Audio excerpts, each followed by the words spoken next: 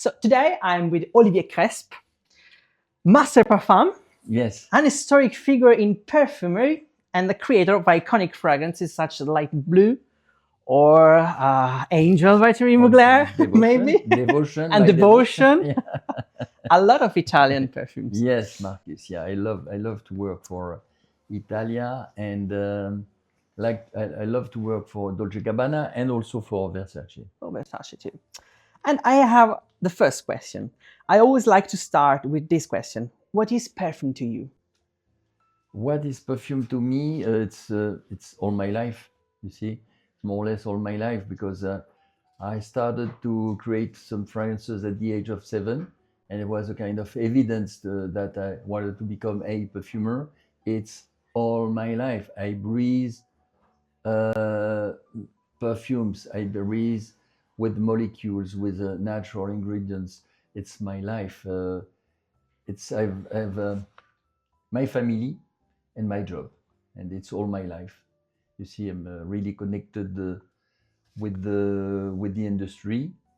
I love what I do at DSM Firmenich, all the fragrances I create for them, Marcus, and also since I started my company with my daughter Anaïs in 2018.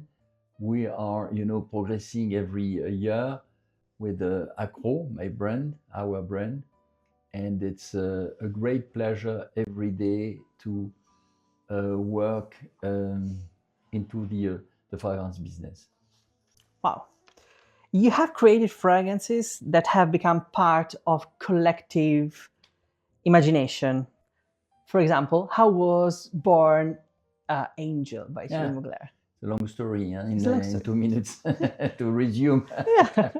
Just a quick overview. Yeah. In fact, it was Thierry Mugler in the 90s. He came to some companies, and we were, let's say, 3-4 perfumers per company briefed, okay? And he said he was clever. He said, I don't want to smell too many fragrances. Give me only your best fragrance, the one you have in your drawer, the one you keep for yourself, but it has to be very, very strong. So I saw him, but he saw other houses like IFF. I was at that time working for Quest International, who became Givaudan. But I was working at Quest, and I was competing against Robertet, IFF, and Firmenich, by the way, you see. And the thing is, I gave a fragrance, which was a base, more or less, called Patchouli. It was a mix of patchouli and vanilla. And, after 1 week, he came back, and he was narrowing down to two or three competitors.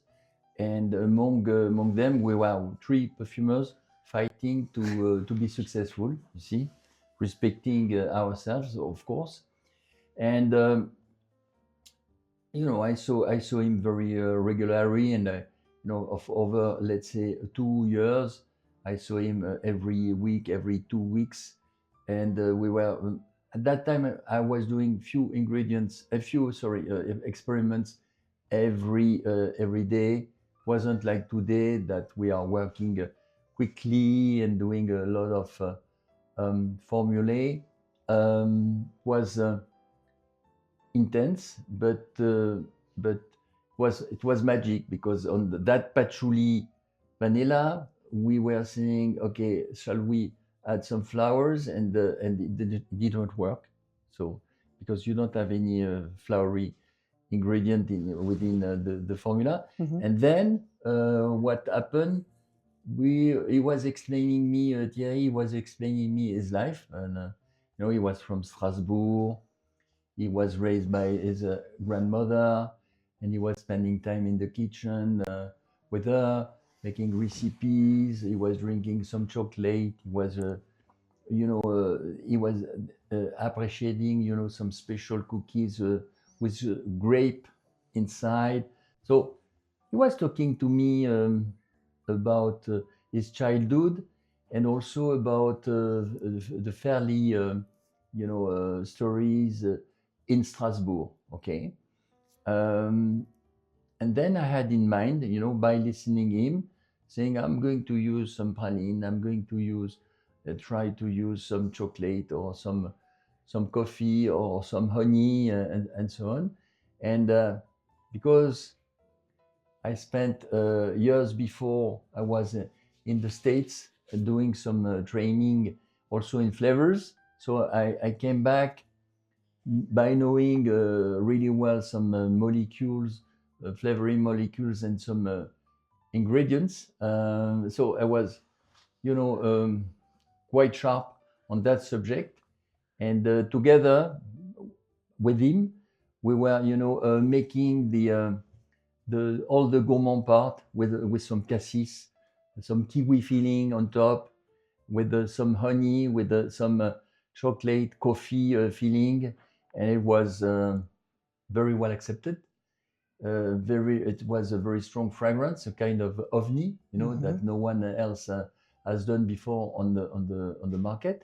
And on top of that, we realized, him and myself, that we were creating the first gourmand fragrance.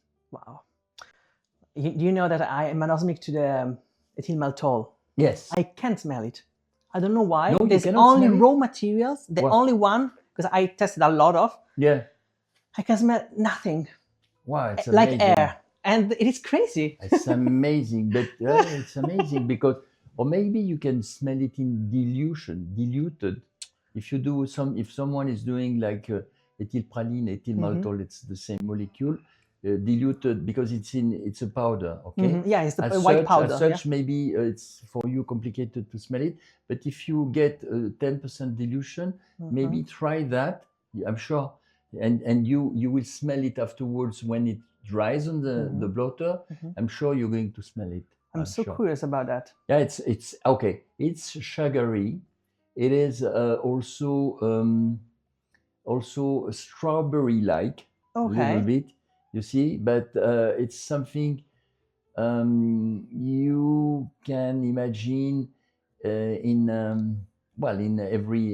every pastry. You see, in every like pastry. caramel. It's part of the caramel. It's part of the. But we have other ingredients such as homofuranol, which smell more toffee-like. You see. I smelled it, and Yeah. I can smell like this. I can smell it, That but one, not so it's one in- the other one. Strange. It's very strange. First time I hear that. It's the only raw materials because I can smell all the masks, all the Do you like know, it's a super. Marcus, do you know that 30% of the population cannot smell musk? Oh, You see? yeah. Yeah. I can smell it. Isoe super, you smell it. Yeah, I can Yeah, smell okay. the ISO, Galaxolid. Ambroxan? Yeah, Ambroxan. Or But ethyl praline, the first one, it's strange. But make a dilution of it. And, I have to try it. When you created Akro, what was the idea or message you most wanted to express with freedom in a more personal way? So when we decided with Anaïs, my daughter, to create Akro in 2018, first of all, we wanted to come up on the market with a new concept. It was based on addictions. Today, we like to say Akro by Olivier Cresp. And we like to say it's addictions, but it's pleasures of life. And we say also it's addictive fragrances, or you become addict to our fragrance. Of course, because I have my brand, I can be totally free. It's a total freedom, you know. I can, let's say, work a few weeks. I can work like 2 years on some fragrances. I can use any prices I want. Very, very important. So that's why we are using a lot of quality, a lot of price into our cost price. Okay. And I mean, percentages, I can, if I select to be at 15 or 20 or at 30%, I have no limits. Okay. We are with my daughter taking all the risk, you see. We are assuming our difference and our risk within Akro. We are different. We are surfing on a fantastic concept, and the brand is going up. We are, I think, actually in 60 countries. Wow. Yeah. All over the world. All over the world. Almost. What's the Yes. country that like your fragrance the most? Oh, we are doing well in France. We are in about 50 to 60 stores. We are at Printemps. Here in Italy, we are in about 50 stores, and we are at Rinascente. We are in Germany in a strong position. We are growing in Spain. We are in Asia, in China. We are, in North America. Mhm. Most interesting market actually is North America because it's the first economy. So very, very important to be there. So I'm spending quite a lot of time from east to west on the North American market. And also the most creative market today is Middle East. And except what the issues we have actually, but the most interesting market definitely in terms of creativity, it's Middle East. So Middle North East. America, And Middle East are already will be very busy. And in the middle we have the Europe. Anyway, Europe, exactly. So Akro has a very immediate language. Its fragrances start from recognizable, almost physical pleasure. Mhm. But perfume goes beyond simple recognized smell. How do you transform this sensation into fragrances? Okay. So Marcus, I like to to feel the trends first Mhm. of all, and I can predict what the market will be in 1 or 2 years. So I don't want to look at the worldwide market. I want to just to feel my let's say feelings, my own feelings, okay. And what I do, because my style is figurative, I start always from weird ideas but existing ideas, like cupcake. You see, Mhm.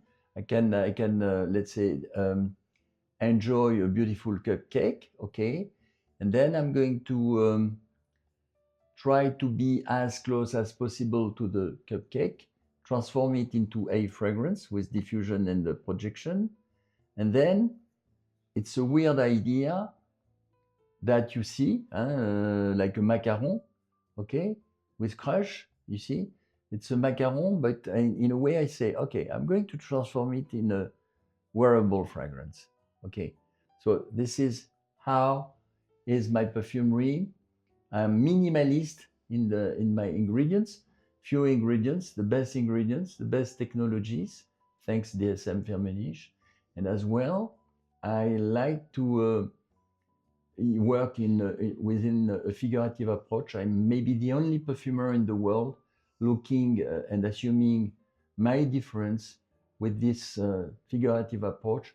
All the others are working in the abstract, within abstract approach, but I think I can still find some nice ideas among some figurative approach.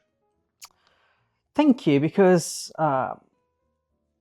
this is another question related to this, because how important is the storytelling in a fragrance?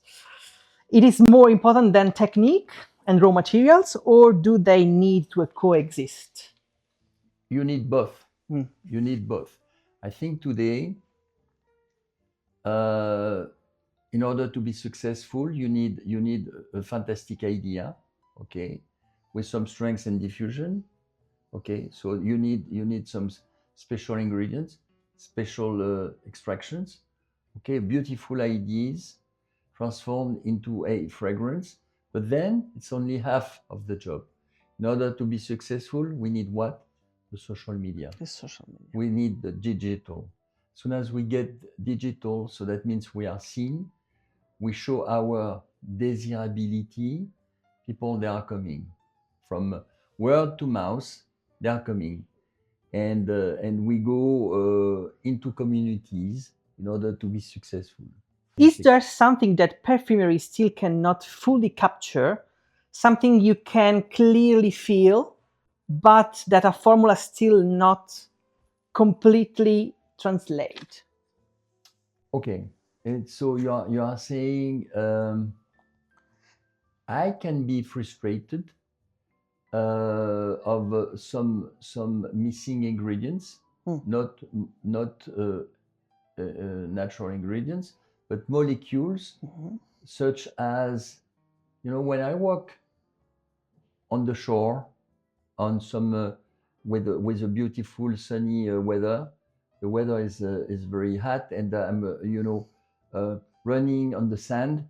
The smell of That the sand. yes, the smell of the sand, that mineral feeling. Yeah. Then I'm jumping into the sea with some seaweed and so on. So I'm still frustrated because I can reproduce the smell of the sea, the waves, but the sandy effect. I have, let's say, some amber gray. I have some everlasting flower, but still I need desperately a molecule close to the sand to get that mineral The impression. mineral You see, and then it will be lovely because I have in mind something already an idea, but I'm still missing. It's like a puzzle. In order to finish my puzzle, I need a sandy molecule. Sandy molecule. Do you ever used the microwave technology of Firmenich? Of course, yeah. And have you ever tried with the sand? No, it's a good question, Marcus. By the way, it's a good question. I don't know if we can, let's say, explore some sand because you need to extract some yield. You see, some yield. Okay, we can do with the microwave technology. We can do some, let's say, linden extraction or muguet extraction, okay, or some pittosporum extraction, fruits also, like raspberry. Like in Smile, I've been using some real raspberry because we have a beautiful raspberry made by microwave technology. But sand, I don't know if it's appropriate to see because, I mean, it's not miracle. Huh? It's I don't know if we can express some sand and get something out of it. Yeah, because sand is related to the smell of the sea, and a lot of people always think about the smell of the sea. It's very personal. We are, by the way, we are extracting some ingredients with water, and sometimes we are using some water from the sea, some salty water. Salty water. Well, imagine a cypress, Yeah, cypress, of course. Extracted with salty water. Wow. It's different. Wow. So maybe I don't know because I'm not a chemist, but but sure with some technology, we should do something in order to get that sandy impression or find a molecule as well. You know, we can discover something. So I'm glad because I'm still learning. As soon as we are discovering some new molecules, I'm still discovering some new facets in order to create some fantastic fragrances. I'm keen on raw materials. I love raw materials, and this is for me very interesting things to know because it's very new technology. Yes, and it's so beautiful. It's beautiful. I mean, the microwave technology of Firmenich, we discovered it like 6 years ago. For me, it's a new platform. Okay. We have the fractions, also for the patchouli, for the cedarwood, whatever. We have the molecular distillation. We have the CO2 extraction and the microwave technology. Wow! And this is gorgeous. This is gorgeous because from the same biomass, we can have different aspect, different colors. Thank you, Olivier, for this interview. And Thank you, I'm Marcus. so happy. And that's it. Thank you very much, Marcus. Thank you. It was a great pleasure. Thank you. Take care. Thank you. Bye-bye.